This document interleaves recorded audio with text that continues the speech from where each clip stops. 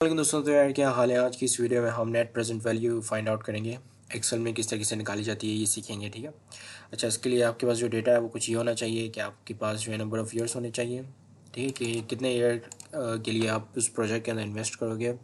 यहाँ पे मेरे पास दो प्रोजेक्ट हैं, प्रोजेक्ट ए और प्रोजेक्ट बी। प्रोजेक्ट ए की जो इनिशियल इन्वेस्टमेंट होगी वो 1000 की होगी, जबकि प्रोजेक्ट बी की जो इनिशियल इन्वेस्टमेंट है वो 820 रुपीज़ की होगी।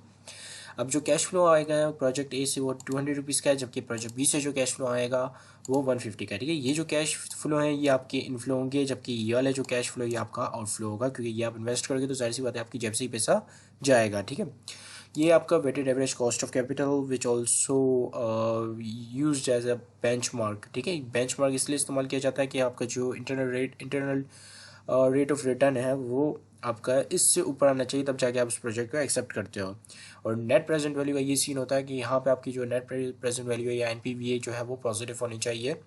और अगर आपको कंपेयर करना है दो प्रोजेक्ट्स में से कि किस प्रोजेक्ट को आपने सेलेक्ट करना है, अगर दो प्रोजेक्ट आपके पास जो है म्यूचुअली एक्सक्लूसिव हो तो उसमें आप फिर आप देखते हो कि कौन किसकी जो एनपीवी है वो ज़्यादा है, ठीक है। अगर प्रोजेक्ट ए की लेट्स सपोज की एनपीवी ज़्यादा आती है प्रोजेक्ट बी से, तो इसका मतलब कि आपको प्रोजेक्ट ए में इन्वेस्टमेंट करनी चाहिए अगर ये दोनों इंडिपेंडेंट प्रोजेक्ट ना हो तो, ठीक है। और अगर दोनों इंडिपेंडेंट प्रोजेक्ट हैं और दोनों की जो एनपीवी है वो पॉजिटिव है तो उसका मतलब कि आप दोनों के अंदर इन्वेस्टमेंट कर सकते हो, ठीक है। अब यहाँ पे मेरे पास ऑलरेडी मैंने नंबर ऑफ़ ईयर्स जो यहाँ पे लिख लिए हैं, और आपकी जो कैश आउटफ्लो पहला अगर आप देखिए यहाँ पे दोनों प्रोजेक्ट ए और प्रोजेक्ट बी का, तो ये दो आउटफ्लो आपको नज़र आएंगे, ठीक है।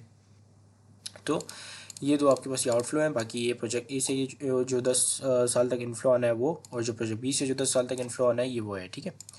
अब यहाँ पे हम एनपीवी फाइंड आउट करेंगे, ठीक है। So let's find out the first let find out the NPV of project A. So NPV of project ए, ठीक है।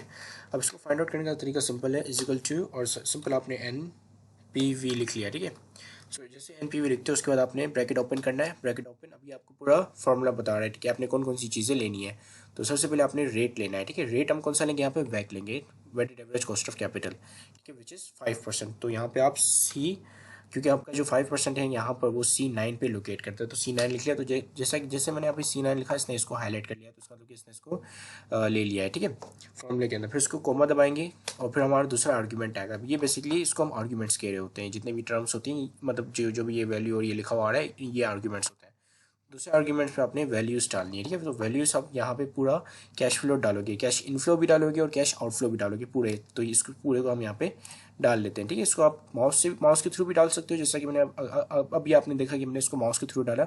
और यहाँ पे आप इसको D13 कोलन और D23 लिख कर भी डाल सकते हो, ठीक है।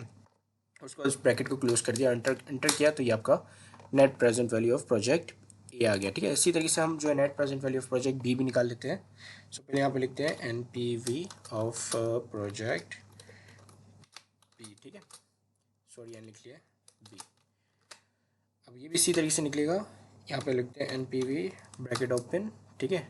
अब ये मैं सिंपल माउस से क्लिक करता हूँ तो ये ले लेगा इसको, ठीक है, फॉर्मूले के अंदर, ठीक है। इस वैल्यूज़ को भी डाल लेते हैं, प्रोजेक्ट बी की वैल्यूज़ को डालेंगे, ठीक है, ब्रैकेट क्लोज कर देंगे, और ये आ गई आपकी N P V of project B. अब ये दो जो है इंडिपेंडेंट प्रोजेक्ट्स हैं तो दोनों को हम सेलेक्ट करेंगे, ठीक है, दोनों उसमें मुनाफा आएगा।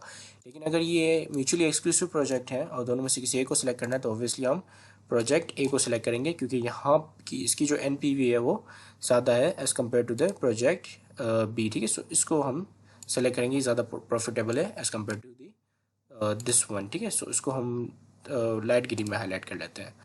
तो इसी के साथ ये वीडियो कंप्लीट होती है। आई होप कि आपको ये समझ में आ गया होगा कि एनपीवी किस तरह से निकालता है। काफ़ी आसान है, जैसा कि आपने देखा कि 2 मिनट में मैंने निकाल लिया है।